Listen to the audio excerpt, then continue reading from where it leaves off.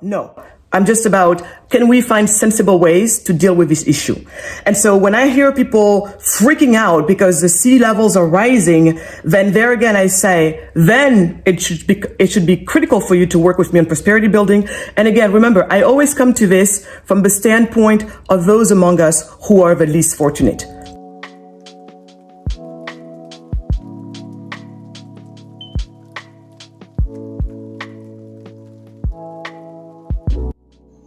From the Sahara Desert to the Serengeti Plains, Africa's diverse landscape and vibrant cultures are facing unprecedented challenges due to climate change.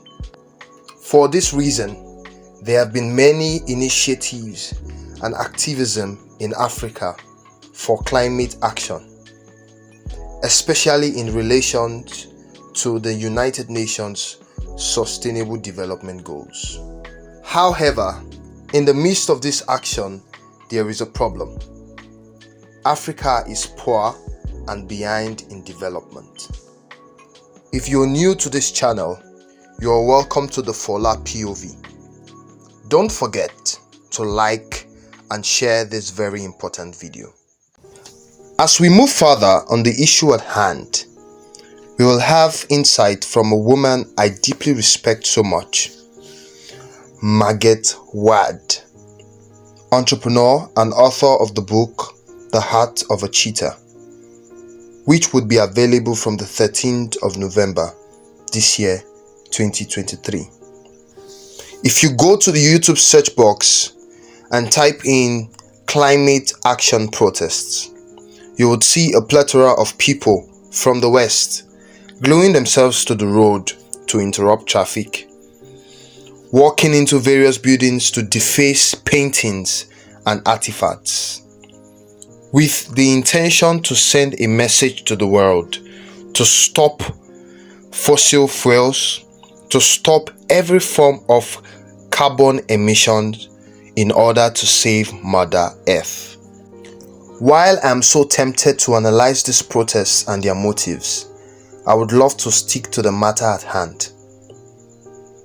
Nonetheless, my reference to such protests is due to the fact that there is a lot of unsuspecting and naive African youths who, due to imperialism, may jump on the bandwagon of endless climate protests without ammunition of the right information.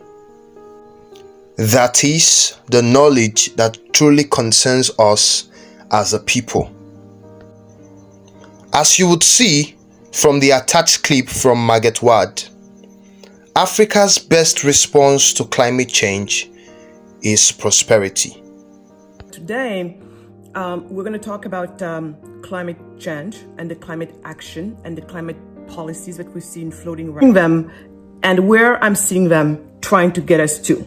And I think it's very dangerous. I want to start with putting to bed some of the most alarmist claims that you guys probably have heard when it comes to the climate change and what one ought to do about it.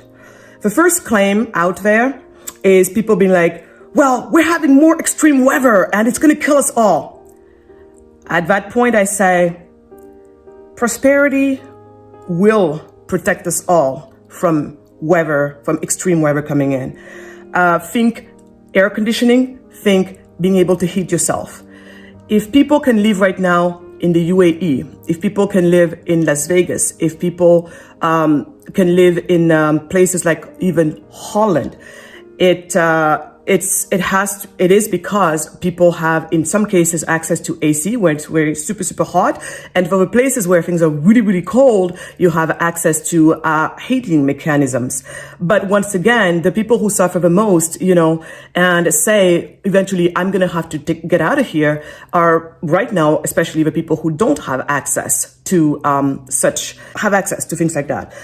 The other one I hear often is, the sea level is going to rise. And by the way, I'm not disputing that sea levels are rising. Is the climate changing? Yes. Should we do something about it? Yes. So I want for people to be clear about that. I'm not a climate denier. I don't care. No. I'm just about, can we find sensible ways to deal with this issue? And so when I hear people freaking out because the sea levels are rising, then there again, I say, then it should be critical for you to work with me on prosperity building. And again, remember, I always come to this from the standpoint of those among us who are the least fortunate.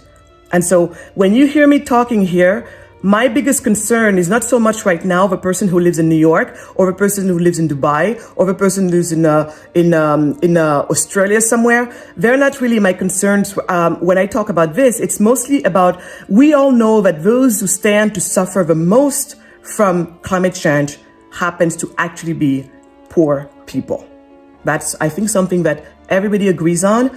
I agree on with my fellow climate alarmists. So remember, again, everything I'm talking about here is from that standpoint. So when people are saying the sea levels are going to rise, I say, if the sea levels rise, people in Dakar will have way more problems, and we're probably going to see way more deaths than if the sea levels rise in Miami.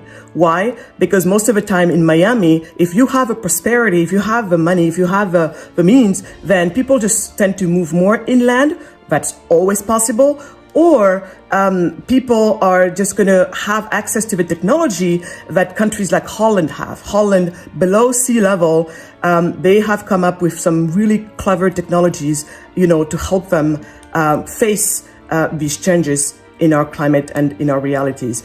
I know that Miami, for example, is thinking about setting up some dikes. These are sea walls. So basically, we do know that there is some pretty amazing technology out there that's available, so that you can, push back on, you can face off with some of these changes that are coming from the climate. But again, if you're in Holland, if people are living in Holland right now, it's telling me everything I need to know from the standpoint of the technology being available or not.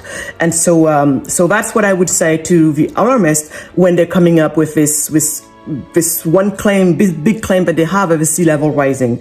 Another one, a third one, because I'm just going through their main reasons for being alarmed. So the third one has to do with this fear of geopolitical conflict. And what this means is, I'm sure you're seeing it already, this whole concept of climate migrants.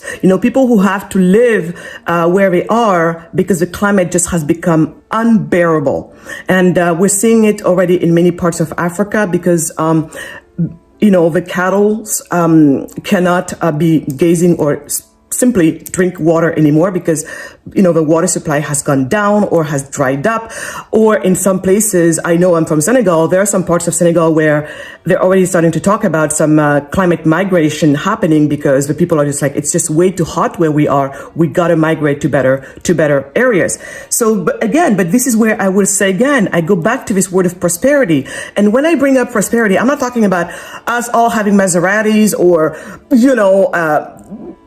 Tesla's, Lamborghini. I'm not talking about any of that stuff. I'm just talking about, can we think about, folks having air conditioning for when it's unbearably hot, or having heating mechanism for when it's unbearably cold, or having a fridge, or, that's what I'm talking about. That's what we're talking about here. So the people here, for example, in Senegal that are finding themselves having to migrate because the climate is becoming too hot in the areas where they live, if they had access to air conditioning right now, well, let me tell you that it wouldn't be this, they wouldn't have to go anywhere. So again, I think Las Vegas, I looked at it once, the climates of the world, and most of Senegal is on par with, for part of it, with Hawaii weather. When you look at the climate weather of the world, I like to look at weird maps, and that was one of the maps I was looking at. And we know that even the hottest parts of Senegal actually don't even match up to sometimes the heat that you get in Las Vegas. So if people are able to live in Las Vegas right now,